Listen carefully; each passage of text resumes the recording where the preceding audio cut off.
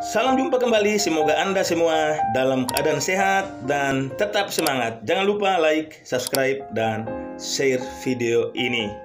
Buat yang baru bergabung, terima kasih. Semoga Anda dalam berkat Tuhan. Kali ini kita akan berbicara tentang tokoh yang paling fenomenal dalam Injil, yaitu Yudas Iskariot. Siapakah Yudas Iskariot ini? Mari saksikan saja kisahnya berikut. 10 fakta menarik tentang Yudas Iskariot. Yang pertama, arti nama Yudas Iskariot. Namanya dalam bahasa Ibrani disebut Yehuda Iskariot. Dalam bahasa Yunani disebut Iodas, anak Simon Iskariot, Yohanes 6 ayat 71. Nama Yudas sendiri memiliki 3 arti berbeda. Pertama, orang yang berasal dari daerah Keriot. Kedua, orang Sika atau pembawa belati yang merupakan sebuah sekte Yahudi yang fanatik. Dan yang terakhir, diambil dari bahasa Aram, yaitu orang yang hidup berpura-pura atau pengkhianat. Yang kedua, asal Yudas Iskariot. Yudas Iskariot berasal dari Keriot, sebuah kota yang terletak di sebelah selatan Yudea. Yudas menjadi satu-satunya murid Yesus yang bukan berasal dari Galilea.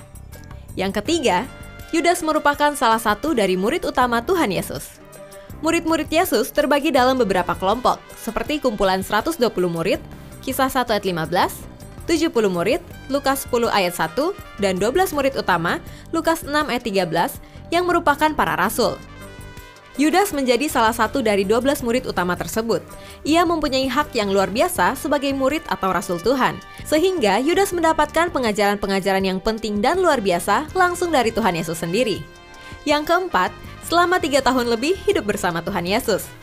Yudas melakukan pelayanan dan hidup bersama dengan Yesus selama 3 tahun lebih. Itu berarti Yudas mendapatkan kesempatan untuk melihat langsung mukjizat yang Yesus kerjakan. Yudas melihat langsung kuasa Allah yang terjadi di dalam pelayanan Yesus, dan Yudas melihat langsung nubuat-nubuat Yesus yang tergenapi. Yang kelima, murid yang dipercayakan sebagai bendahara. Selain menjadi bagian dari 12 rasul atau murid Yesus, Yudas juga dipercayakan tugas pelayanan yang sangat strategis dengan menjadi bendahara, Yohanes 13 ayat 29. Namun, lagi-lagi Alkitab mencatat, justru Yudas jatuh gara-gara hatinya terikat pada Mamon. Ia sering mengambil uang yang disimpan dalam kas yang dipegangnya, Yohanes 12 ayat 6. Yang keenam, sosok Yudas Iskariot bukan penulis kitab surat Yudas dalam Perjanjian Baru. Banyak murid Yesus yang akhirnya menulis kitab-kitab dalam Perjanjian Baru. Namun, Jesiers harus ingat, Yudas Iskariot berbeda dengan Yudas yang menulis kitab surat Yudas. Penulis surat Yudas ialah Yudas saudara Yakobus. Yang ketujuh, ciuman Yudas. Yudas Iskariot mengidentifikasikan Yesus yang ingin ditangkap oleh para prajurit dengan cara menciumnya. Matius 26 ayat 48-49. Kejadian itu dikenal sebagai ciuman Yudas yang terjadi di Taman Getsemani setelah perjamuan terakhir. Ciuman Yudas sampai saat ini menjadi simbol pengkhianatan, bahkan banyak seniman menyematkan hal ini dalam lagu dan film mereka. Yang kedelapan, menjual Yesus seharga 30 keping perak. 30 keping perak adalah bayaran yang diterima oleh Yudas Iskariot ketika ia mengkhianati Yesus. Matius 26 ayat 15. Uang itu ia peroleh dari imam-imam kepala yang membenci Yesus. Setelah Yudas menjual Yesus, ia menyesal dan mengembalikan uang tersebut kepada para imam kepala. Selanjutnya, imam kepala menggunakan uang tersebut untuk membeli sebidang tanah yang kemudian disebut tanah darah. Kisah Para Rasul 27 ayat 7-8. Yang kesembilan, tokoh yang kontroversial. Sepanjang sejarah gereja, Yudas Iskariot telah menjadi tokoh kontroversial.